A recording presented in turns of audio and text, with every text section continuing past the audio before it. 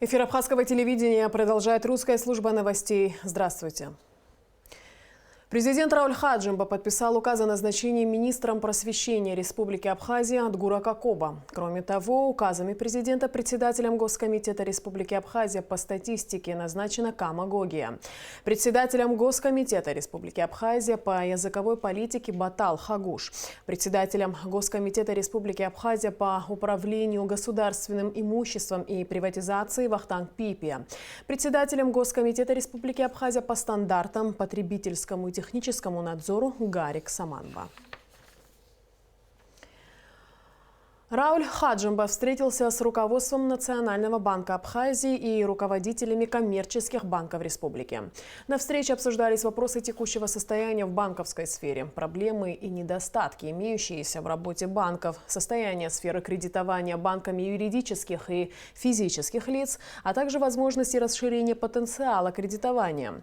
Глава государства обратил внимание участников встречи на необходимость укрепления банковской системы для обеспечения ее бесперебойного функционирования и дал соответствующие поручения руководству администрации президента, Министерству финансов, Министерству экономики и Национальному банку Абхазии. 7 ноября президент Республики Абхазия Рауль Хаджимба посетит с однодневным рабочим визитом Адыгею. Рауль Хаджимба примет участие в торжественном мероприятии, посвященном 80-летию первого президента Республики Адыгея Аслана Джаримова, сообщает пресс-служба главы государства. В рамках визита также состоится встреча президента Рауля Хаджимба и главы Республики Адыгея Мурата Кумпилова, на которой будут обсуждены вопросы двусторонних взаимоотношений. Спикер парламента Валерий Кварча провел встречу с представителями негосударственных СМИ Абхазии, на которой был обсужден вопрос использования абхазского языка в их изданиях. Подробности в следующем репортаже. Как известно, СМИ играют важную роль в пропаганде и распространении информации. И, конечно же, в вопросе сохранения и развития языка они могут сделать немало. Увеличение количества публикаций, теле- и радиопрограмм на родном языке, дубляжи художественных и мультипликационных фильмов, словом, с экранов телевизоров и различных интернет-ресурсов должен как можно больше звучать абхазский язык. Кроме того, необходимо тщательно следить за исполнением закона о государственном языке Республики Абхазия, предусматривающего обязательное использование государственного языка на встречах любого уровня.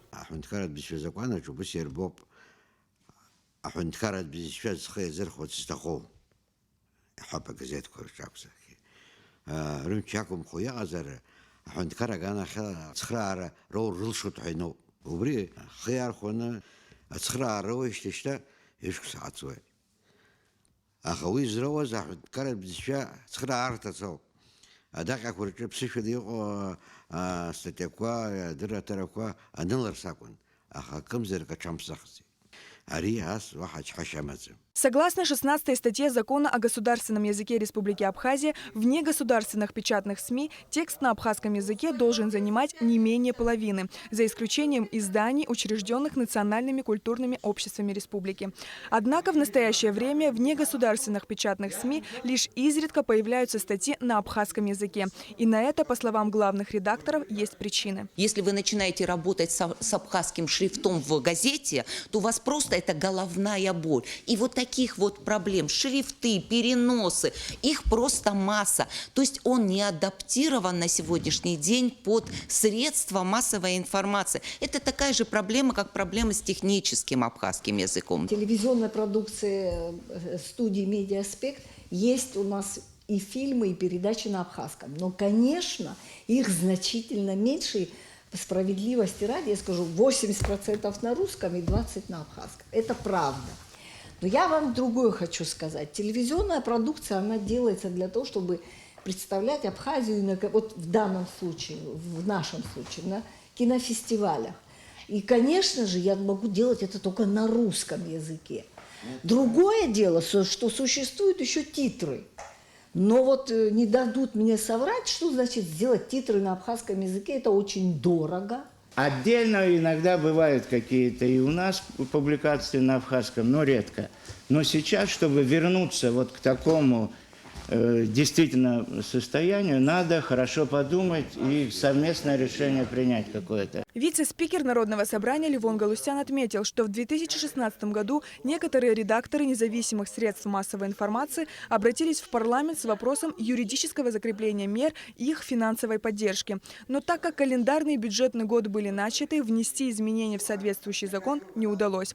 А на данный момент финансовую помощь от государства получают все независимые СМИ Абхазии. В бюджете 2017 года было заложено 3 миллиона рублей в качестве мер финансовой поддержки независимой прессы. На тот момент получателями бюджетных средств было 5 изданий.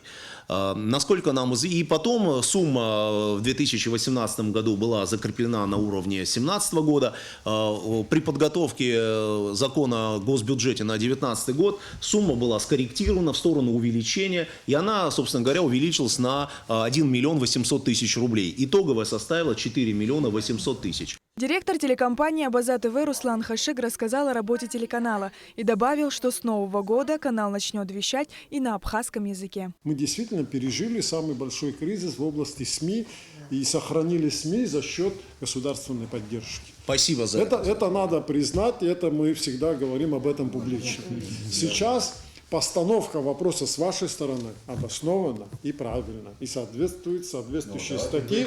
Да. Поэтому я предлагаю, вряд ли мы сразу сейчас готовы предложить вам интересный проект, как выйти из этой ситуации. Мы встретимся, и каждая редакция подумает, скажет, суммирует, и потом вынесем на рабочую группу и подготовим предложение. Развитие абхазского языка – это комплексная задача, для решения которой должны прилагаться усилия всех, в том числе и представителей СМИ. И, как было отмечено на встрече, необходимо расширить тематику телевизионных передач на абхазском языке и тщательно отслеживать исполнение закона. Это также касается и рекламы, и названий разных фирм и организаций. Сария Гварацхеля, Руслан Орлов, Тамас Чиковани, Абхазское телевидение.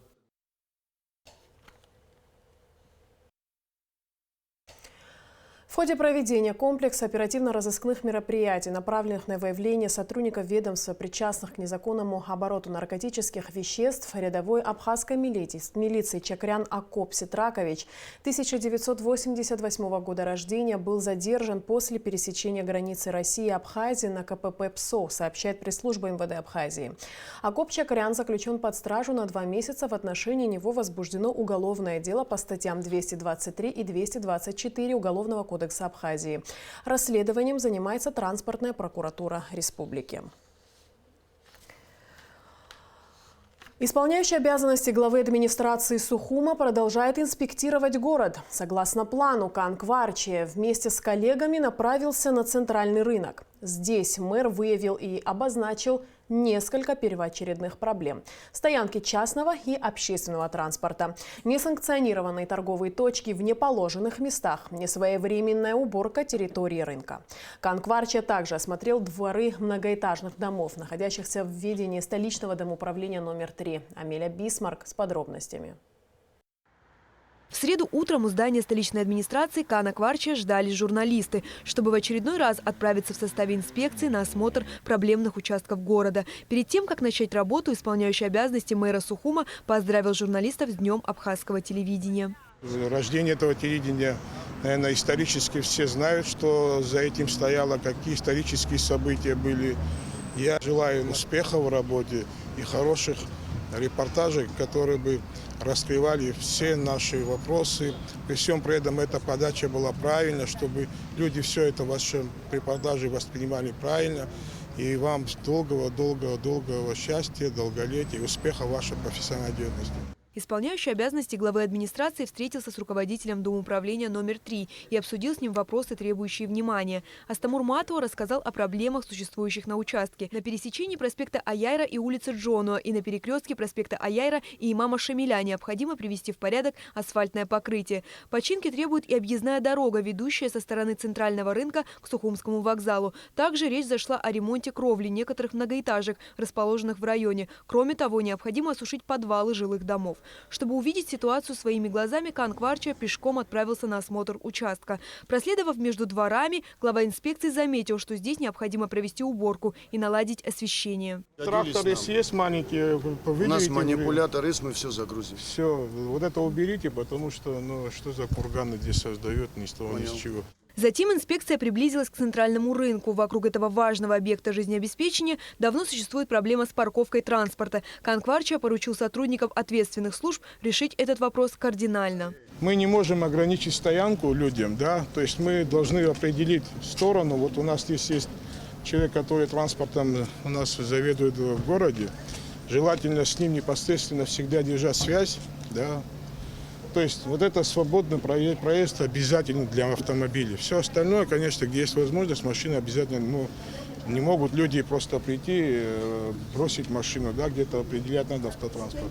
Вот сейчас вот реально очень хорошо, свободный проезд транспорта есть. Заезд грузового автотранспорта, который обеспечивает завоз товаров на центральный рынок, должен быть строго определен по времени. Это также необходимо для нормализации движения вокруг объекта. С утра разгрузились, все свои, значит, продукцию, значит, рассортировали по всем там магазинам, лавочкам. А после этого, то есть эту сторону никто не занимает, я так понимаю. Кан Кварча осмотрел остановки. Работа водителей общественного транспорта часто осложняется тем, что на выделенной им полосе жители паркуют свои автомобили. Подобное недопустимо, подчеркнул руководитель инспекции. Если выделена полоса для автобусов и троллейбусов, там нельзя парковаться. Кто-то говорит, что к нам не будут заходить. Но строя магазины, люди должны понимать, мы дали им разрешение, но мы не дали им разрешение, чтобы они здесь парковали машины. Для, может быть, завоза товара или там вывоза купленного товара какое-то определенное время надо определить. Конечно, люди занимаются бизнесом, мы не можем им полностью закрывать. Продумать надо эти моменты тоже. Исполняющий обязанности главы администрации Сухума выслушал жалобы и предложения водителей общественного транспорта, чтобы учесть их мнение при разработке новой схемы движения в столице. Мы очень вас просим, водителей транспорта, троллейбусов, вот эту остановку вернуть, и чтобы мы смогли заехать на остановку Маякское направление. Несанкционированная торговля – бич Сухумского рынка. Здесь можно обнаружить различные торговые точки в самых неожиданных местах. Порой продавцы в целях расширения своего магазина начинают выкладывать товар прямо на тротуаре. Если это последний хлеб ее был бы или его, я не знаю кто, мы этот вопрос так, конечно, ставили бы и искали бы решение. Но не помещаемся мы уже в магазине, мы выходим на пешеходку, начинаем ее застраивать без незаконным способом, превращаем это все в ненадлежащий вид. Это же все-таки наше лицо, это наша культура. Мы все в этом виноваты, кого-то отдельно винить невозможно. Рынок – это такая главная артерия нашего города, где вот бурлит вся жизнь. Здесь люди, машины, иногда ненужные, значит, элементы бывают, потому чуть-чуть здесь надо маленькие, хотя бы шагово порядки наводить. Кан Кварча поручил сотрудникам рынка обеспечить рабочими местами внутри объекта всех, кто сейчас пытается торговать на улице. Руководитель инспекции обратил внимание и на рекламные вывески. Ну, если вы даже будете делать что-то красивое, более привлекательно делайте, потому что, посмотрев на вот эту вывеску, вам никто не зайдет. Если говорить о первых положительных изменениях, то необходимо отметить, что сами торговцы с большим пониманием отнеслись к требованиям инспекции и заверили мэра, что готовы учесть его замечания в работе. Амилия Бисмарк, Алексей Баструков, Абхазское телевидение. Матиас Вайнрайх сменил на посту главы миссии МККК в Абхазии Максима Забалуева, проработавшего в этой должности 1,5 года. Миссия МККК работает в нашей стране с октября 1992 года. В числе программ, осуществляемых комитетом в Абхазии в разные годы, обеспечение медикаментами поликлиник, организация гуманитарных столовых, поддержка ортопедического центра в городе Гагра, программа микропроектов в области сельского хозяйства и торговли, восстановление системы водоснабжения и многое другое. Большую работу в Абхазии проводят специалисты Красного Креста совместно с движением «Матери Абхазии за мир и социальную справедливость» по поиску и идентификации останков пропавших без вести во время Отечественной войны народа Абхазии. Представительство Международного Красного Креста проводит эксгумационные работы с 2010 года. С тех пор было обнаружено 430 останков, и 163 из них идентифицированы. Более 260 останков все еще исследуются в лабораториях МККК. Дело, чем занимается Красный Крест совместно с нашей организацией, это очень важный, очень психологически такой травмированный для семей погибших. Каждый глава, который возглавлял Международный Красный Крест здесь у нас в Абхазии, всегда относился с трепетом, с пониманием к той проблеме, которую вы несете, и непосредственно с организацией движения матерей Абхазии. С проблемой пропавших без вести я, к сожалению, очень хорошо знаком. У меня это в семье. То есть пропал мой дедушка во время войны, то есть мать, отец мамы. И я прекрасно понимаю, что это означает для семьи. То есть мы через все это проходили, скорее всего. То есть это мне очень хорошо известно. И потом я работал в МККК, именно над этой проблемой. Я работал в Армении по связи с Карабахским конфликтом. Я надеюсь, что как-то могу помочь и достойно быть достойной заменой Максиму. 6 ноября исполняется 41 год со дня первого выхода в эфир Абхазского государственного телевидения. С днем основания коллектива АГТРК поздравил президент Рауль Хаджимба. Создание абхазского телевидения, отчет которого ведется от 6 ноября 1978 года, стало важнейшей вехой национально-освободительного движения. Это историческое событие дало возможность народу Абхазии доносить до широкой аудитории правдивую информацию о своих стремлениях, истории и культуре. Телевидение и радиовещание сыграли неоценимую роль в широком освещении общенациональной борьбы за свободу и независимость Республики Абхазия. Мы склоняем головы перед памятью сотрудников телевидения, погибших в период Отечественной войны народа Абхазии, отметил в частности в своем поздравлении глава государства. Сегодня нелегко идти в ногу со временем и соответствовать современным медийным ресурсам. Создание информационных продуктов, отвечающих запросам общества, постоянная разработка новых тем, поиск новых возможностей для развития – за всем этим стоит кропотливый труд коллектива государственного телеканала, подчеркнул президент. Абхазская государственная телерадиокомпания отмечает день рождения и, как положено, принимает поздравления. С днем основания коллектива АГТРК также поздравил премьер-министр Валерий Буганба и исполняющий обязанности главы администрации города Сухумкан Кварча. А для сотрудников телевидения 6 ноября – обычный рабочий день с волнительным процессом съемок, подготовки материалов к выходу в эфир и множеством других задач. А тех, кто в кадре и за кадром ежедневно готовит для вас, уважаемые телезрители, новостные сюжеты и передачи, наш следующий репортаж. Ровно 41 год назад, 6 ноября 1978 года, дикторы Леонид Хишба и Кама Джопуа впервые вышли в эфир с выпуском новостей на родном языке. Во всех уголках страны с голубого экрана на абхазском языке прозвучали слова «Добрый вечер, дорогие телезрители Абхазии».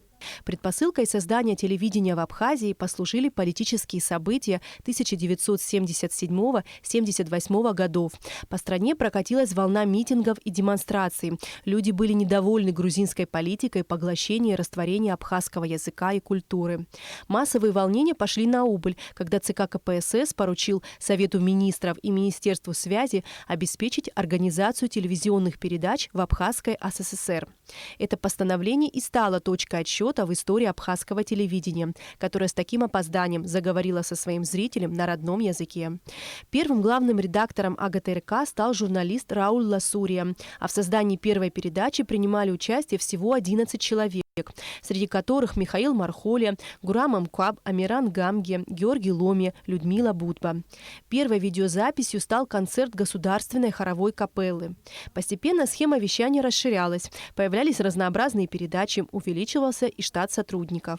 Эмма Адлиба, Заира Бигуа, Людмила Хакба, Людмила Будба, Анатолий Малани – это те люди, которые с первых дней трудятся на государственном телевидении. И оно для них стало не просто работой, а делом всей жизни. На протяжении 40 лет это мой второй дом, и я работаю до сих пор. Поздравляю телевидение с нашим праздником.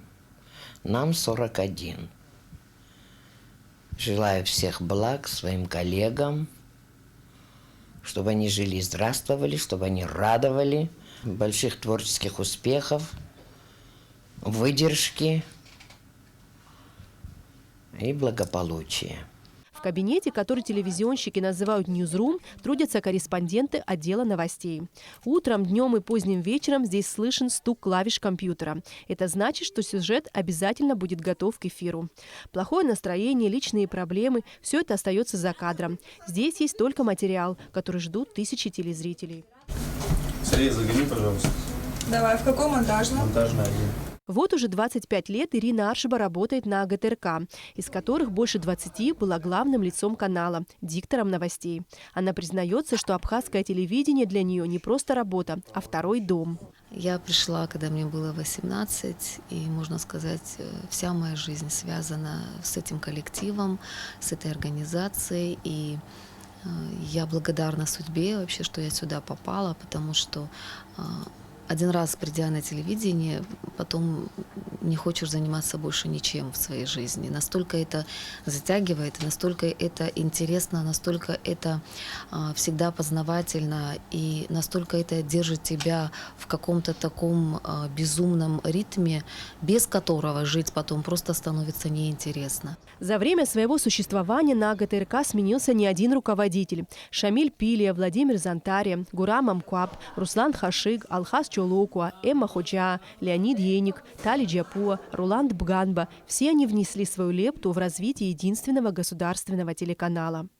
За 41 год абхазское государственное телевидение прошло долгий путь становления и развития. Менялись времена и передачи, но одно оставалось неизменным – любовь и внимание зрителя. Помимо основной своей задачи – быть источником новостей, АГТРК выполняет и другие функции – образовательную и культурную, выпуская тематические, спортивные и развлекательные программы. Сегодня день рождения абхазского телевидения. С одной стороны, это, конечно, радость для нас, для журналистов. Мы поздравляем друг друга, но с другой стороны, это всегда повод задуматься о том, что мы делаем, в каком мы направлении идем, что нас ждет впереди. Абхазское телевидение играет важную роль в нашем обществе. Я надеюсь, что это будет так и в дальнейшем.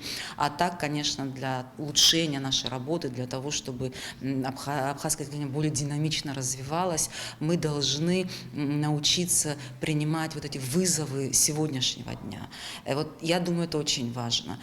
Как бы мы ни оснастили телевидение техникой, как бы мы там не вещали в хорошем качестве в HD, если мы не наполним абхазское телевидение содержанием, все это будет, конечно, гроша ломаного не будет стоить. Мы должны...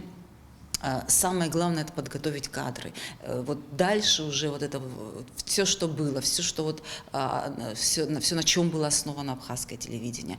Дальше это уже должны развивать, но это, я просто в этом убеждена, это другое поколение, это молодые, но их тоже надо воспитывать, в них тоже надо вкладывать. Помимо опытных сотрудников на телевидении также работают молодые специалисты, которые стараются внедрить в работу АГТРК свежие идеи и новые технологии.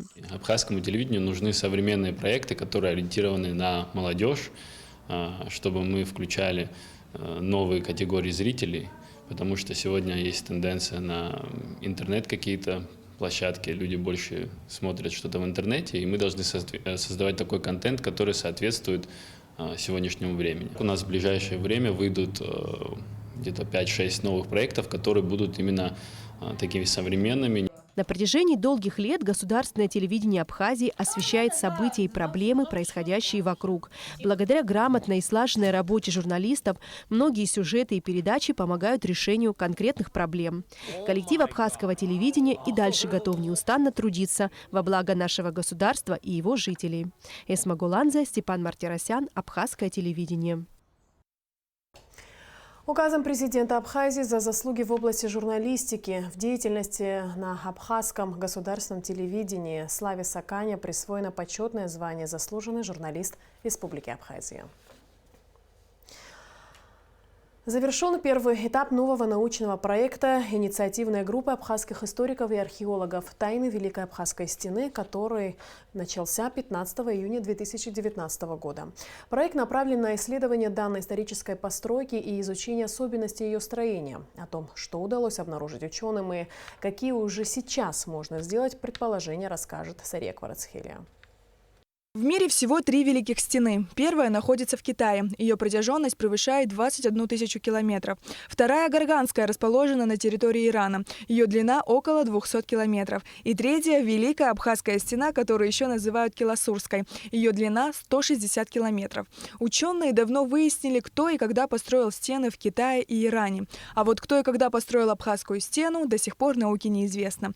Существует несколько версий происхождения стены. Персидская, византийская, мигрельская. Согласно мигрельской версии, стену построил князь Ливан II Дадиани для защиты от нападений правителей Абхазии. Этой версии придерживался и известный абхазский археолог и кавказовед, историк Юрий Воронов. Археологи, исследующие Великую Абхазскую стену, в ходе раскопок вблизи села Хяцха Галского района обнаружили средневековую крепость. По найденным артефактам можно предварительно сказать, что крепость функционировала между 8 и 15 веками и могла существовать одновременно с такими историческими памятниками, как замок Баграта и Анакапийская крепость. Работы по исследованию Великой Абхазской стены у нас начались этим летом, в 2019 году, в рамках проекта «Тайны Великой Абхазской стены», который финансируется фондом Амшра. На сегодняшний день, в течение лета, мы успели пройти участок стены от Киласура до Ткварчала и частично между Ткварчалом и Галом проверили отдельные области. И буквально на днях мы закончили раскопки на одном из участков, это село Хяцха Галского района, где происходило исследование одного крепостного сооружения, которое местные жители называют по-разному, но одно из названий – это глаза Губаза. Другое название, которое мы сумели найти в литературе и, соответственно, идентифицировать эту крепость – это Котания Сурки. У Иосифа Адзенба она так называется. По предварительным расчетам, площадь крепости составляет 3,5 гектара. Но если предположить, что у ее стен находилось и поселение, то в совокупности площадь территории составляет 20 гектаров. Изначально, когда мы рассматривали место для будущих археологических раскопок, мы предполагали, что это просто стена. Замерив ее, получили цифру 300 метров, ее протяженность была. Но по мере углубления, по ходу проведения археологических раскопок, после которых к нам подходили местные жители, рассказывали какие-то вещи, о которых мы не имели представления, на тот момент оказалось, что это полноценное крепостное сооружение, которая по площади своей приблизительно достигает 3,5 гектаров. Как говорят местные жители, около 200 лет назад на этих холмах проживал род Куатания. Когда здесь началась эпидемия испанки, тем, кому удалось выжить, покинули родные дома и поселились в разных местах Галского района. В ходе раскопок было обнаружено древнее захоронение, большое количество фрагментов керамики, металлических изделий и человеческих костей. Мы там провели 10 дней. Заложили несколько шурфов для того, чтобы посмотреть, что представляет из себя культурный слой. Нашли очень интересные для нас, в нашем понимании, предметы. 4 пифоса – это большие керамические сосуды для хранения продовольствия. И также пока еще сложно идентифицировать, что это, но у Иосифа Адзенба место, в котором мы заложили 4-й шурф, называется склепом. То есть там большое скопление костей наблюдается, но они все перемешаны вместе с керамикой. И предположительно это произошло в период, когда на данных холмах возводили террасы для выращивания цитрусовых деревьев. Основная задача проекта – тайна Великой Стены, исследование исторической постройки, уточнение даты ее возникновения и изучение особенностей строения. Археологи надеются, что материал, который им удастся найти, поможет выяснить, кем же была построена Абхазская стена. Что касается датировок, мы пока воздерживаемся от окончательных выводов, потому что, как я уже сказал, это первый этап археологических раскопок. У нас запланированы раскопки в 3 и даже в 4 пунктах Абхазии, начиная от Киласура и заканчивая, соответственно, Галским районом, где мы уже поработали. Только после того, как мы получим все данные, мы уже их объединим, сравним и постараемся сделать более точные какие-то выводы относительно датировки и, может быть, и версии даже о строительстве стены. Но пока еще об этом рано говорить. Исследование Великой Абхазской стены проходит при финансовой поддержке фонда «Амшра». Итоги научной экспедиции должны быть подведены до июня 2020 года. Сария Гварацхеля, Дэвид Ангваб, Абхазское телевидение. И в конце выпуска прогноз погоды. По сообщению Гидрометцентра, в Абхазии ожидается малооблачная погода без осадков. Температура воздуха ночью плюс 7-12, днем 18-23 тепла.